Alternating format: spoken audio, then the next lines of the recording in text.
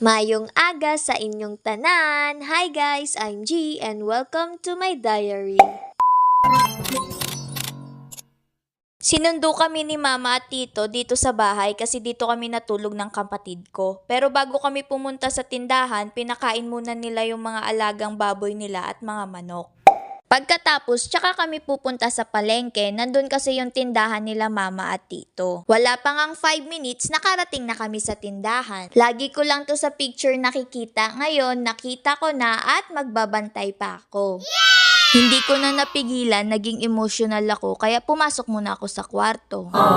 Maya-maya nga, tinawag na rin ako ng kapatid ko, kaya lumabas na din ako. Nag-ayos kami ng mga stocks at naglagay ng mga price. Yung mga paninda pala namin dito ay more on feeds. Yung mga patuka sa manok at pagkain sa baboy. Wow! Dito kasi sa lugar namin, mahilig ang mga tao mag-alaga ng mga hayop. Kaya sana dito po kayo lagi bumili ng feeds at pellets sa tindahan namin. Pwede pong utang, basta bayaran lang. Hindi yun, char. Ngayong nakauwi nga ako sa amin, ang dami kong realizations. Kaya siguro kanina ang babaw ng luha. Ang hirap pala talagang maging mahirap, no? Pero tuloy pa ding lalaban para sa pangarap at para sa mga mahal sa buhay. Minsan, naiisip ko na sana kung tinuloy ko maging teacher, siguro ang dami kong pera. Kasi for sure, panay ang punta ko sa London. Loan doon, loan dito. Cheers!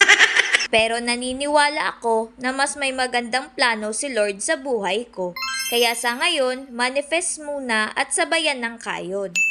Pagkatapos, ngayon ko rin pala ipaparetouch yung mga tattoo ko sa kapatid ko. Wow. Bago nga kami nag-start, pinatanggal niya muna sa akin yung singsing ko at shinave niya naman yung mga buhok ko sa kamay. First timer pala tong kapatid ko sa pagtatato, pero in fairness ang dami niya ng gamit at kumpletos recados pa. Nung nag-start na nga kami, panay din ang tanong ni mama kung masakit. Gusto niya rin kasi magpatato pero sabi ko wag na at dahil high blood siya.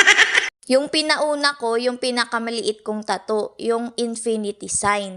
Wala naman talaga akong balak magpatattoo na ulit. Pero dahil supportive ate ako, syempre sa kanya ko na lang pinaretouch tong old tattoo ko.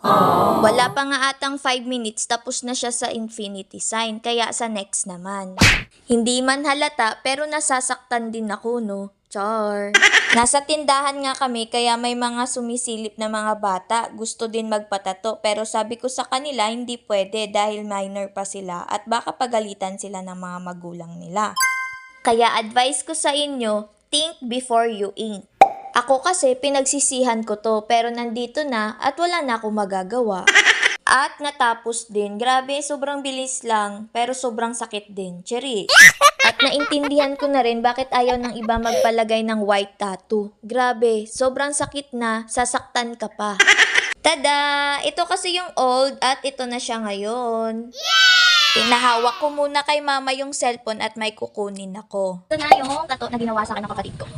Ayan. Libre niya daw. Pero syempre, as a supportive ate, ako pa yung first customer niya, syempre hindi tayo papayag na libre lang yun. Oh, dali na! Thank you! Patingin? Congrats! Pagpatuloy mo yan. Kaya dapat mag-aral ka pa. Kaya sa mga gusto din magpatato, PM nyo lang po yung account ng kapatid ko. Fast forward, hinintay lang talaga kami nila mama at tito matapos sa tattoo session namin kasi may pupuntahan kami. Ayaw ko nga sanang umalis kasi mas gusto ko lang tumambay sa tindahan pero si tito daw talaga ang may gusto na mamasyal kami dahil minsan lang kami makauwi. Kaya ito, pupunta kaming Denden Farm. First time pala naming lahat pupunta.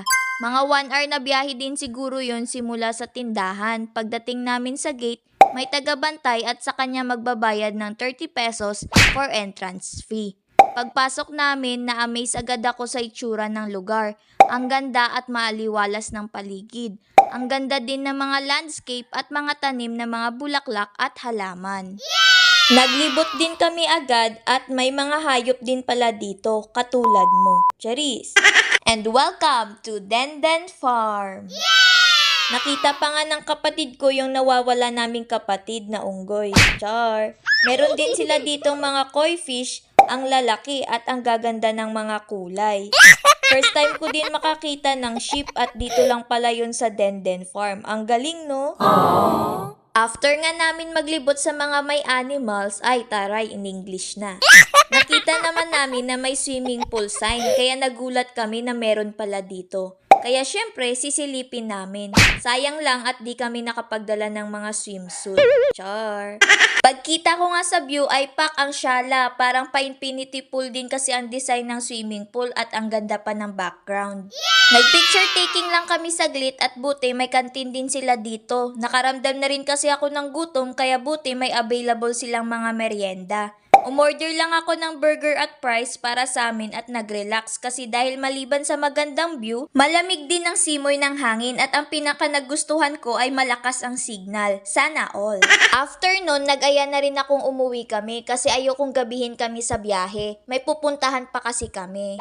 At nakarating na kami kung saan banda namin ililipat yung mga alaga naming baboy. That's it and that's all. Thank you for watching. XOXO!